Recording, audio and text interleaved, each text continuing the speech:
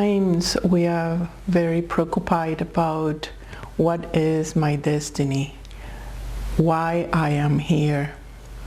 And just the nature of that question puts you immediately into a future. It makes you see something or foresee something. And in creation, really, the relation with time is very different, and the relation to action, it differs to what we believe while we are here.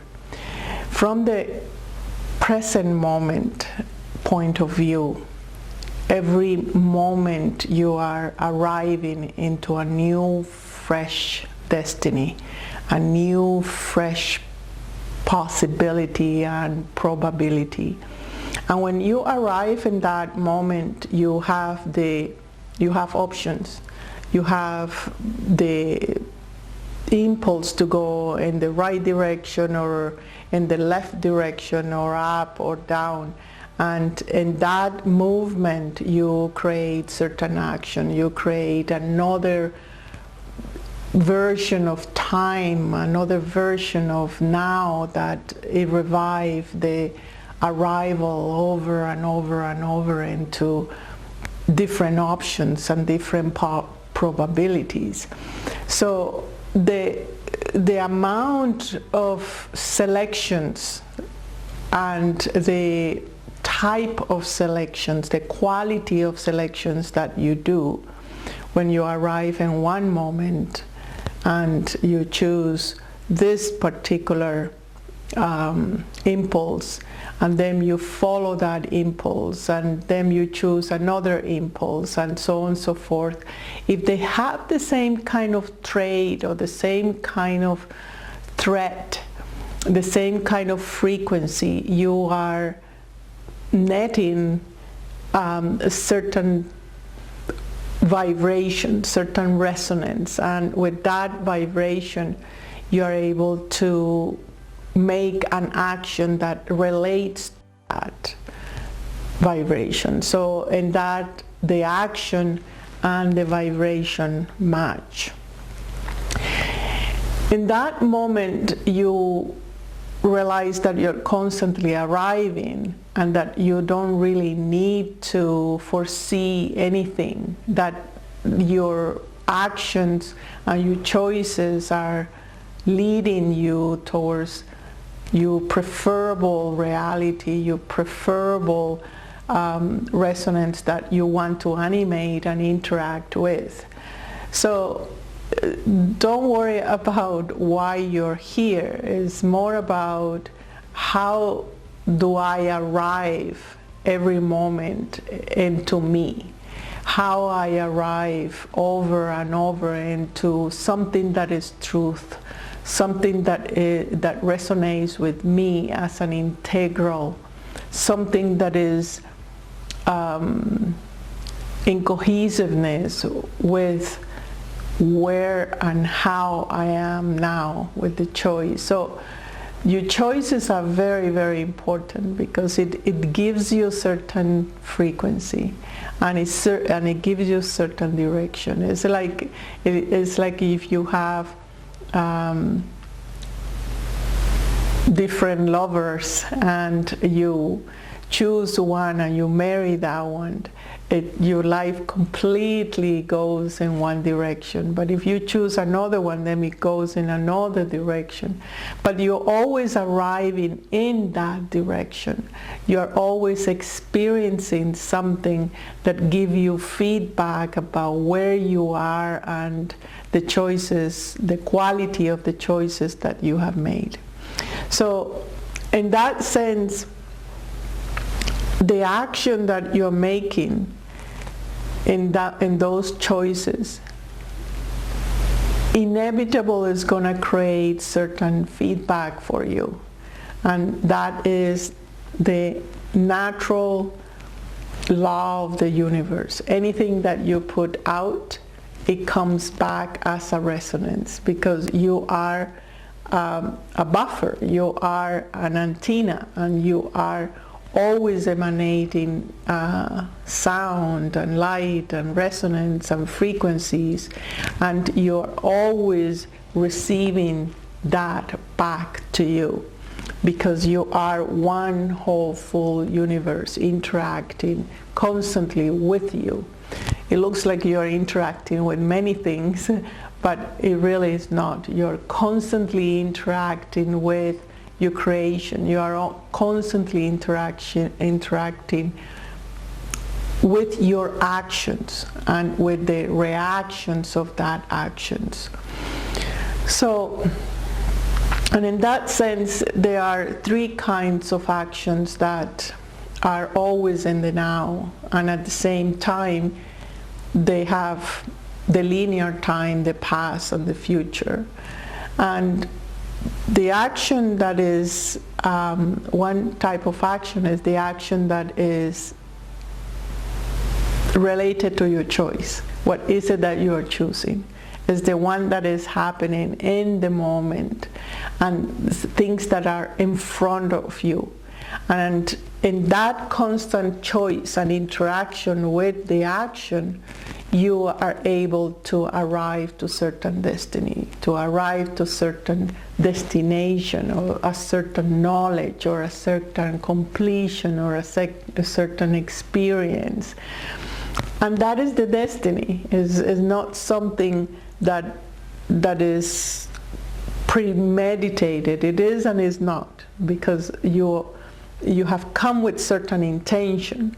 You have designed something before you enter into the realms of experiences. But in the way you mold it, the way you choose to learn the lesson, is really through the choices of the action that you do. And the second type of action is the action that stay in your mind. Is the one that it doesn't come out totally. Is just you start lingering. Oh yes, I need to do that. Oh yes, I'm supposed to be somewhere. Oh yes, I'm supposed to talk to somebody. But it never really happened. So that action, it becomes dormant within you, and it also becomes a very pungent force that it wants to finish, it wants to express, it wants to make it happen. It doesn't like to be trapped in your mind, just associating with other things or in another time frame. It wants to be expressed.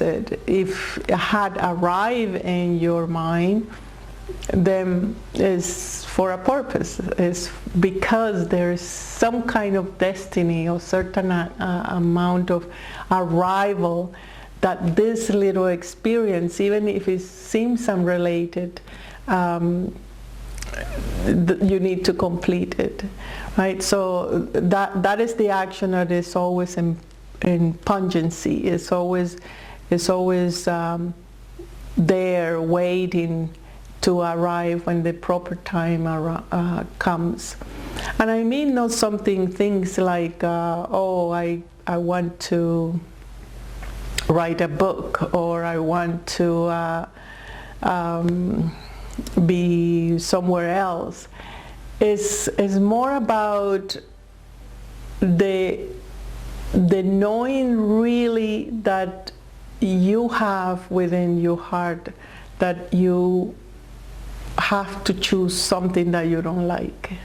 You have to choose something that is difficult. Maybe writing a book is one of them, but it's better to complete that kind of unfinished business, even if you are just drawing it or talking about it or writing it or sharing it. It has to be some kind of expression to give it a form. That way your body is not loaded with unfinished actions, and that unfinished actions become unfinished destinies or destinations. So that loose ends create tension inside, create certain clutters in the mind. And the other type of actions is actions that are related to the common conscious of humanity. If we can imagine that the conscious of humanity is like a big river, and we are all in it, and it's a strong, it have a force, and it have certain agreements, and it have certain hopes and certain expectations and certain points of evolution at certain times.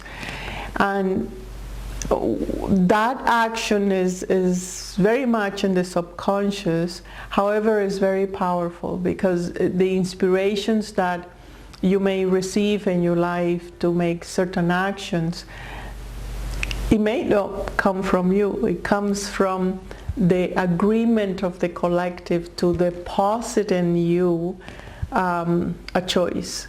Let's say a choice that you invent how to clean water, or the choice that you refresh certain knowledge, or that you disperse certain teachings, or things that are relevant for the humanity at that time, and then you have that inspiration inside, that force, that passion inside that wants you to arrive to that destiny, for you to express that destination. So in that incredible way of action within you is in your hands. The action, it really is with something that you interact with, or that you materialize, that you express it. It's not only talking about it, but to be tangible. Hands, feet are organs of action. And when you complete that kind of actions, you immediately start receiving the feedback. And again, the 7 ways that you receive that resonance. The first one is through the channel of reception.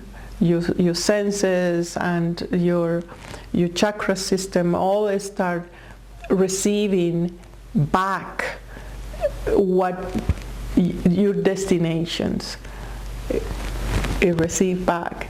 And then by you allowing, and this is important because sometimes we don't accept our actions, and we always judge and evaluate and catalogize and so on.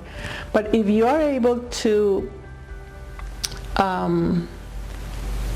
accept that actions, the way you are creating your reality, the way that you are really interacting with you externally, then you nourish yourself. And that is the way where you feel secure and uplifted and inspired back to keep giving, to keep expressing, to keep arriving to certain destination through action.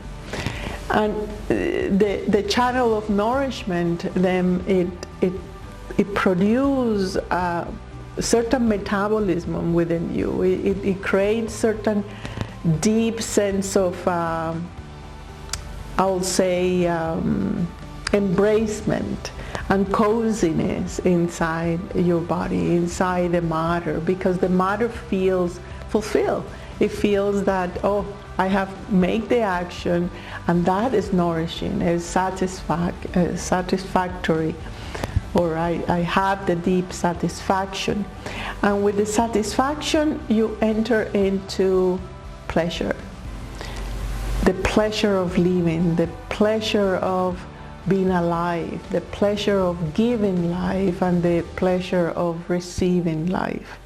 So is the destination have all these components, and once you nourish of course, it comes the counterpart, which is you eliminate, you let go of the things that you don't need anymore, or that you realize that, oh, I have learned that, so I don't need to create the same experience, the same action, the same destination, to learn, to keep reviewing the same lesson over and over and over. You just simply observe that I have learned that, and what's new, what's next. So you start letting go of the things that are not anymore relevant for your evolution. And and the letting go is a very important part of the action, because in the moment that you exercise the letting go, the mind starts to understand that there is that cycle of action, destination, nourishment, elimination, letting go, and it becomes agile. Your mind becomes agile in the learning, in the action. It knows that it doesn't need to hold on things. It knows that you are the boss, that is not, the mind is not leading the way. What it leads is the passion of the arrival, or the arrival in the present, over and over and over, in that destiny, in that destination. So the mind becomes quieter, because it has a master. It has somebody that is saying, is the moment of acting, is the moment of nourishment, is the moment of elimination. And you can start foreseeing them, that the action, as it passes through the mind, it becomes awareness. You start seeing that, you start learning from the outside actions that you have done, and that it is that pure awareness of you arriving through the action, arriving in the destination through the action. You're creating the loop. You are feeding or responding to the feeding law of the universe. You can call it karma, you can call it the great feedback of the cosmos. It doesn't matter how you call it. It is there, and I'm just explaining how that action can become awareness, and how that, through that action, you can learn. Is the only way you can learn, because there is no lesson that is valid until is not in the body, until the body have not tasted, smell it, touch it, cry it, laughter, share it. It's the only way to learn. The rest, it just become a mind game, and the mind it becomes the boss. Then it is not really awareness. It's more of a imagined knowledge produced by linking different belief systems, but it's not really information or experiences that are the base of your evolution. And in the moment you create the awareness, in the moment you are aware, you're answering, I am here and I am doing this, and this is my point of arrival. This is my presence. I am here. Again, the time get destroyed, and the present moment and the destiny and destination become so concrete to you that then you don't have to worry about what is it that I need to do next, what my life looks like. No, let life take care of that. Your job is to keep choosing an action, an interaction that put you in certain river of certain color, certain frequency, certain resonance, and to keep responding. You respond and respond and respond, and that respond ability ripples into the nourishment, it ripples into the elimination, it ripples into the acceleration of the faculties of the mind, the memories, the selections, the safety, the expansion, the creativity, and so on and so forth. And then it becomes the awareness. It becomes that point where you are just realizing that you are utilizing the action and the experiences to create awareness. And in that awareness, you are arriving to a destination that is unique to you, that is created by you, and that is supporting your evolution and your education in the cosmic tapestry of love.